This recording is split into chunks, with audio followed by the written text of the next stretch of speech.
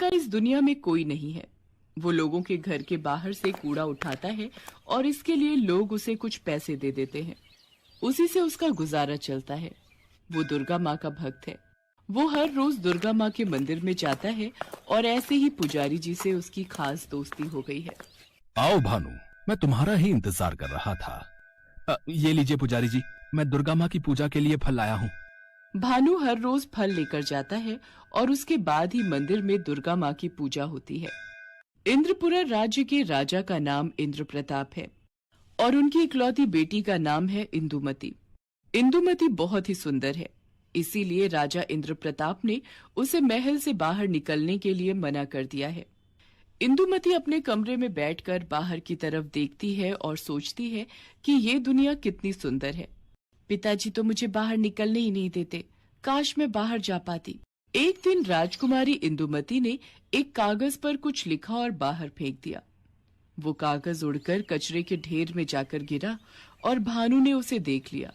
वो उस कागज को उठाकर पढ़ने लगा। मैं राजकुमारी इंदुमती, इस महल में मेरा कोई दोस्त नहीं है। अगर कोई मेरा दोस्त बनना चाहता है तो रात को मेरे घर के बाहर आकर मुझसे मिले। मैं उसे एक सोने का हार दूंगी। रात को भानु महल के बाहर चला गया, लेकिन इंदुमती का कमरा दूसरी मंजिल पर है। भानु ने एक रस्सी फेंकी और उसके सहारे दीवार चढ़कर इंदुमती के कमरे के बाहर चला गया। राजकुमारी, मैं आ गया हूँ। इंदुमती बहुत खुश हुई। आखिरकार उसे कोई बात करने वाला मिला। वो दोनों पूरी रात बात करते रहे। फिर इंदुमती ने जब भानु को सोने का हार देने की कोशिश की, तब भानु ने कहा, नहीं राजकुमारी, मुझे पैसे और सोने का कोई लालच नहीं है। मुझे तो बस आपसे बातें करनी थी। आप मुझे बहुत पसंद हो राजकुमारी। ये बोलकर भानु चला गया। राजकुमारी इंदुमती को भानु से प्यार हो गया। इसके बाद से वो दोनों हर रोज रात को मिलने लगे, बातें करने लगे। भानु हमेशा उदास उदास रहने लगा। ये देखकर पुजारी जी ने कहा, क्या बात है भानु, आजकल बड़े उदास रहते हो? तब भानु ने पुजारी जी को अपने और राजकुमारी इंदुमती के बारे में सब बताया। पुजारी जी डर गए और उन्होंने कहा, ये क्या कर दिया तुमने? महाराज को पता चलेगा तो वो तुम्हें मार डालेंगे बेटा। नहीं पुजारी जी, आप चिंता मत कीजिए, महाराज को पता नहीं चलेगा। लेकिन भानु को क्या पता था कि उसके भाग्य में क्या लिखा है। भानु के पास सिर्फ कुछ जमीन है। उसके पिता उसके लिए यही छोड़कर गए हैं और उसी जमीन को भानु का चाचा मदन लाल हड़पना चाहता है। वो हर रोज सोचता है, भानु का कुछ इंतजाम करना पड़ेगा। अगर वो नहीं रहेगा तो ये जमीन मेरी हो जाएगी। हाँ। एक दिन मदन लाल देखता है कि रात के अंधेरे में भानु कहीं जा रहा है। मदन लाल भानु का पीछा करता है और उसे राजकुमारी से मिलते हुए देख लेता है। अरे बाप रे, इस भानु के बच्चे ने तो बहुत बड़ा हाथ मारा है।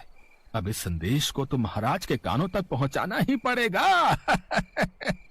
अगले ही दिन मदन लाल इंद्र प्रताप के पास जाता है और सब कुछ बता देता है।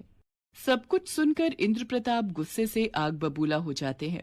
क्या एक कूड़ा उठाने वाले ने मेरी बेटी को फंसाया है? उसकी इतनी हिम्मत, मैं उसे काट के मगरमच्छों को खिला दूंगा।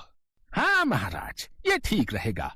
वो भानु औकात से बाहर चला गया है, उसे तो मजा चखाना ही पड़ेगा। मदन लाल बहुत खुश हो जाता है। उसकी आंखों में साफ साफ लालच चमकने लगता है। रात को रोज की तरह भानु राजकुमारी से मिलने के लिए महल के पास जाता है। इंदुमती उसी का इंतजार कर रही थी, मगर जैसे ही भानु ने ऊपर चढ़ने के लिए रस्सी फेंकी, सिपाही ने उसे पकड़ लिया। छोड़ दो मुझे, छोड़ दो। अब तुझे हम महाराज के पास लेके जाएंगे, चल। ऊपर से राजकुमारी इंदुमती ये सब देखकर रो पड़ती है। अरे ये क्या, अब क्या होगा? भानु, मेरे भानु के साथ ये लोग क्या करेंगे? भानु को इंद्र प्रताप के पास ले जाया गया। इंद्र प्रताप ने कहा, इसे बांध के रखो, कल सबके सामने इसे हम मगरमच्छों को खिलाएंगे, वो भी जिंदा। भानु को मगरमच्छों के तालाब के पास बांध दिया गया। सारे मगरमच्छ भानु को निगल जाने का इंतजार करते रहे।